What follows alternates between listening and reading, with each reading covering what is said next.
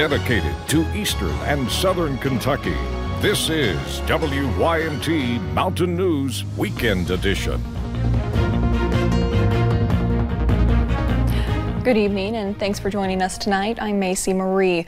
A popular fast food option in eastern Kentucky was destroyed by flames this morning. McDonald's in Manchester burnt to the ground, and that happened earlier this morning. WYMT's Lauren McCord talked with city officials about what's next for the community members and those who work there.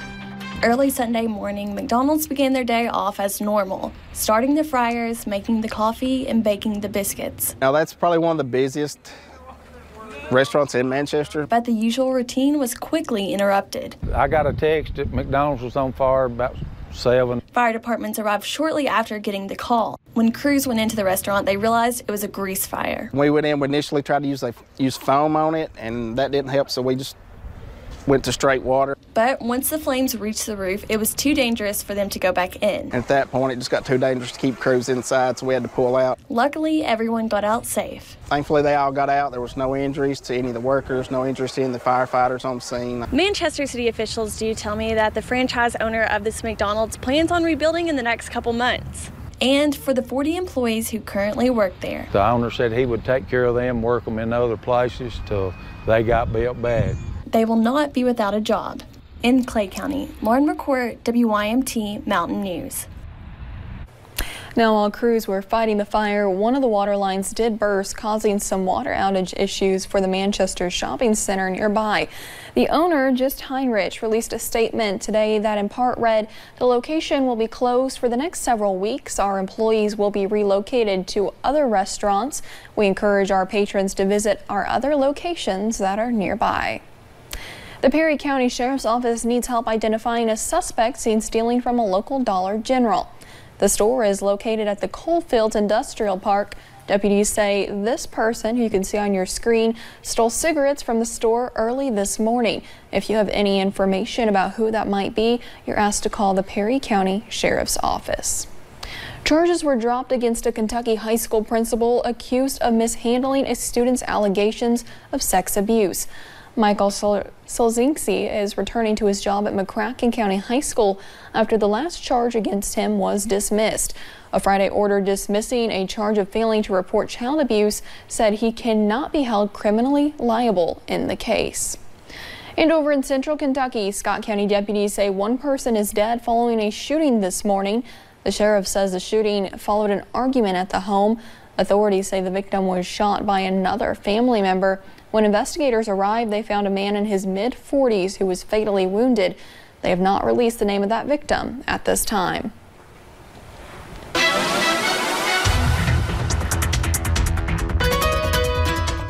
Well, we've seen those showers and storms really on and off throughout the day, but now we're actually going to see a little bit of a break, especially as we head into the overnight hours as well. You'll notice as we take a look at some of our weather cams, we're keeping those mostly cloudy skies, maybe some partly cloudy for some areas, a little bit of pockets of sunshine a little bit earlier. And as we look at the UVA WISE camera, you'll notice those clouds increasing, showers and storms moving through. And like I said, a little bit of break in those clouds and those rain chances. Here it is on satellite and radar. We've seen a couple rounds of those showers and storms moving in throughout the day today. But as we scan the skies now, we're looking at a break for most of us as we look up into Moorhead. A little bit soggy along I-64, a little bit of some pop-up showers and storms down into Whitley County, into Knox, into Bell County as well. But most of us will remain at least a little bit drier as we head into those overnight hours. Temperatures, they're pretty warm into those mid to upper 60s, lower 70s down into the Cumberland Valley since they've seen that break in the rain and the break in the clouds as well. And here's something we haven't talked about in a while. Those dew points are into those low to mid 60s, so it's definitely feeling a little bit muggy out there, and we're going to see that muggy weather return, I think, a little bit quicker than most of us would like. But as we head into your Monday, we're going to bring back those soggy conditions. Good news is sunshine does return pretty quickly, and that warming trend continues throughout the work week as well. We'll break down that full forecast coming up in just a little bit. All right, thank you, Paige. An 18-wheeler full of drinking water stopped in Martin County today. Teamsters Local Union 783 from Louisville distributed more than 24,000 bottles of water. WYMT's Marianne Fletcher was there as the community came together to help each other out. A A grateful community for a big donation. He was telling us about the water supply being as bad down here as it was in Flint, Michigan. The water issues in Martin County, inspiring people on the other side of the state to help. John Stovall is the president of Teamsters 783 local union in Louisville. When we heard about it, we wanted to be a part of it to try to help. Friday, he and his team packed this 18-wheeler full of drinking water. And we do a lot of stuff like this. Sunday, they took a trip down to Martin County to help those in need. We reached out to Kroger. They gave us the deal on the water, so we purchased the water. Community members also helped distribute more than 24,000 bottles of water. I was kind of nervous, and I figured it'd be hectic, but everything went real good. District 1 Magistrate Jared Goforth says the community could not thank Teamsters enough. I think it was a blessing for everybody. And seeing everyone work together for one cause is heartwarming. We're just glad to be able to help give them a little extra. In Martin County, Marianne Fletcher, WYMT Mountain News. And if you missed the drive, multiple churches took cases of water for a later distribution. Video of a Louisville teen's traffic stop has sparked some debate over police policies. Video of this August traffic stop shows 18-year-old Taeyeon Lee being pulled over for an improper turn. Officers questioned the teen and asked to search his car in the video. He says no and is eventually removed from his car, which belongs to his mother. Minutes later, he's handcuffed while a canine searches that car. I turn, and then that's when I get pulled over. Why are y'all searching my car? Police Chief Steve Conrad was invited to testify before the Public Safety Committee regarding that incident, and the teen was eventually let go after being cited for a traffic violation, which was later dismissed. Yesterday, a horse was euthanized following a race at Keeneland. And in California, controversy surrounds the recent killing of several racing horses. After being shut down for more than 3 weeks, horses are running once again at California's Santa Anita Race Park. But many people are angry that 23 horses died since December due to racing accidents at that same park. Several small earthquakes were recorded in eastern Tennessee in less than a week. USGS reports that a small earthquake hit Maryville this morning, and that logged around a 1.2 magnitude, and 4 other earthquakes hit near Maryville on Thursday. The 911 center in Blount County said dozens of people called with reports of loud booming noises.